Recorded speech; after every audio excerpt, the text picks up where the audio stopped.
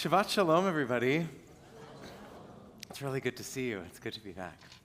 Back in 2018, I was working at Columbia Barnard Hillel, where I was the only Reform rabbinic presence on either campus.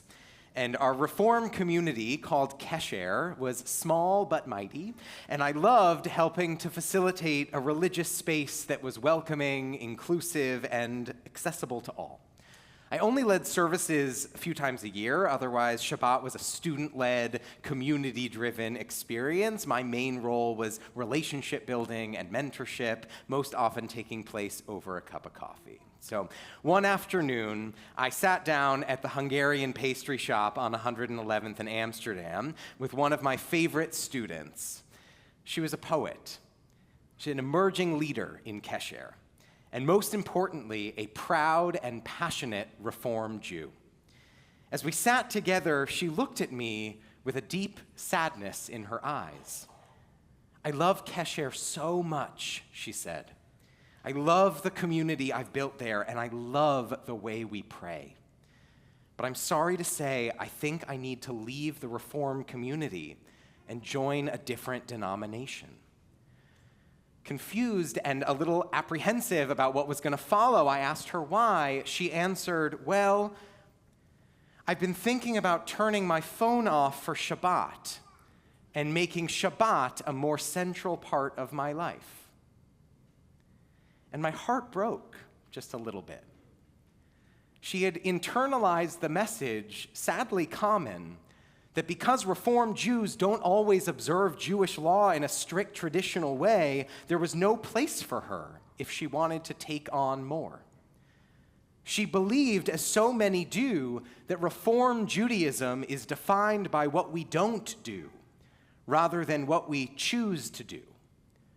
But that's not what Reform Judaism is about. Our guiding principle is informed choice, or choice through knowledge. We study tradition, we learn about the wide array of Jewish observances, and then we make our own meaningful decisions. Thankfully, after many long conversations, this student not only stayed, but deepened her involvement in Reform leadership on campus, all while observing Shabbat in a way that nourished her soul, regardless of what others in the room did or didn't do. And yet that conversation has never left me. I'm still disturbed by the notion that a deep and abiding relationship with Shabbat could preclude someone from being a Reform Jew.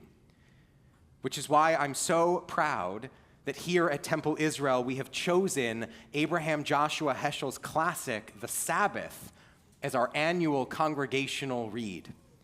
For context, each year, your clergy select one book to enrich our spiritual and intellectual preparation for the High Holy Days. Then throughout the month of Elul, each Shabbat sermon is devoted to exploring its wisdom. Some of you may be hearing about this for the third week in a row. Others may be encountering it for the first time tonight. Either way, with this book, you are in for a treat. And if you haven't started reading yet, it's 90 pages. It's not too late. Heschel's The Sabbath is a true masterpiece, and I don't use that word lightly. This book is rooted in the belief that Judaism is not defined by sacred space, but by sacred time, with Shabbat as its absolute pinnacle. Heschel contrasts humanity's drive to conquer space and accumulate things with God's invitation to sanctify time. Shabbat becomes, in his words, a palace in time, an expression of eternity itself.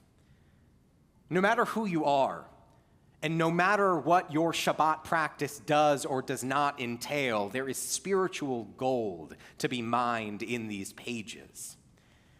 In chapter 5, Heschel recounts a famous Talmudic story. He writes, "At the beginning, time was one, eternal. But time undivided, time eternal, would be unrelated to the world of space. So time was divided into 7 days and entered into an intimate relationship with the world of space. With every single day, another realm of things came into being, except on the seventh day. The Sabbath was a lonely day. He continues, after the work of creation was completed, the seventh day pleaded, Master of the universe, all that thou hast created is in couples. To every day of the week thou gavest a mate. Only I was left alone. And God answered, the community of Israel will be your mate. Here, Heschel gives us a breathtaking vision. Shabbat is not simply something we need. It is a relationship. It is mutual. It is covenantal. And this week's Torah portion, Ki Tavo, offers a striking parallel. The Parsha opens with the mitzvah of bringing the first fruits, the bikurim. And an Israelite farmer doesn't just drop produce at the temple and move on. Instead, they stand before God and the priest and declare their story. My father was a wandering Aramaean, and he went down to Egypt and sojourned there. The Egyptians dealt harshly with us. We cried to the Eternal, the God of our ancestors, and the Eternal freed us from Egypt.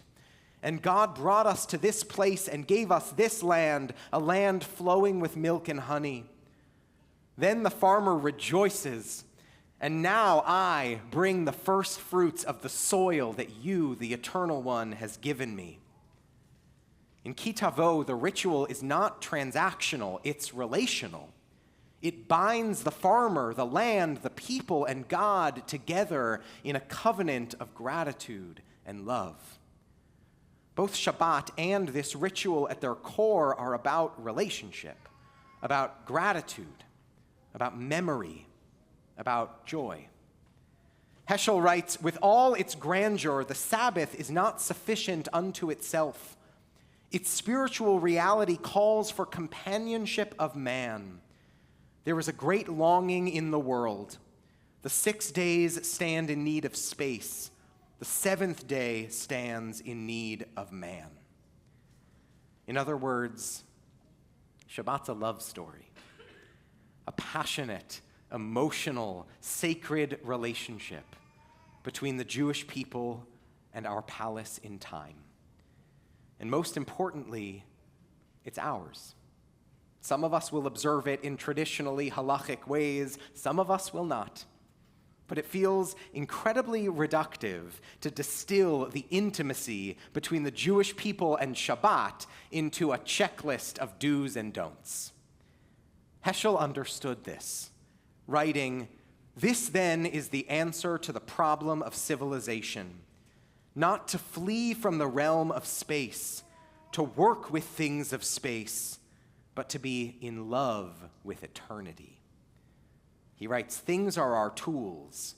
Eternity, the Sabbath, is our mate. Israel is engaged to eternity.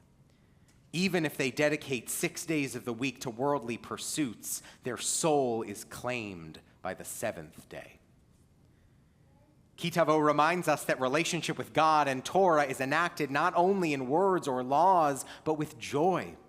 You shall enjoy together with the Levite and the stranger in your midst all the bounty that the Eternal your God has bestowed upon you. To rejoice, to remember, to offer gratitude, this is covenantal life. So here's my question for us tonight.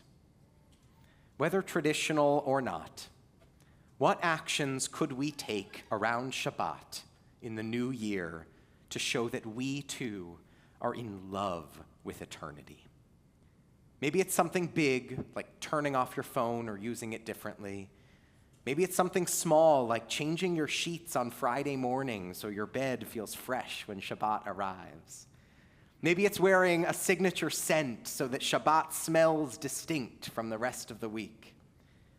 Maybe it's a prayer of gratitude, naming aloud the blessings already present in your life, like the Israelites reciting their history over baskets of fruit.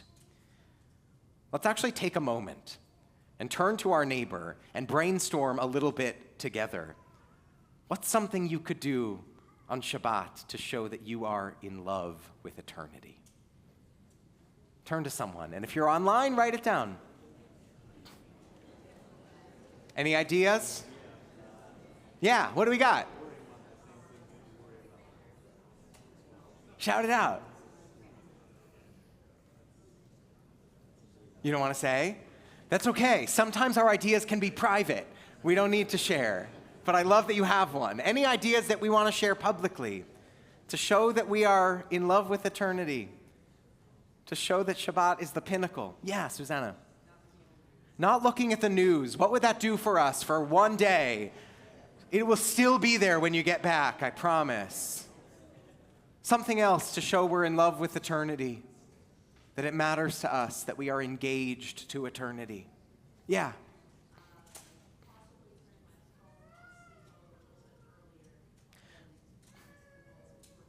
Turn your phone on sleep mode a little earlier than your typical work week. I love an early bedtime, even if you're not going to sleep. Some time without the buzzing. Yeah, you're not time-bound. Beautiful. Yeah, Carl. Coming to Torah study. I didn't plant him, I promise. But coming to Torah study on Saturday morning and engaging with these sacred words that set us up for a beautiful life. What happens before Torah study is a Shabbat morning service. Yes. Come to that too.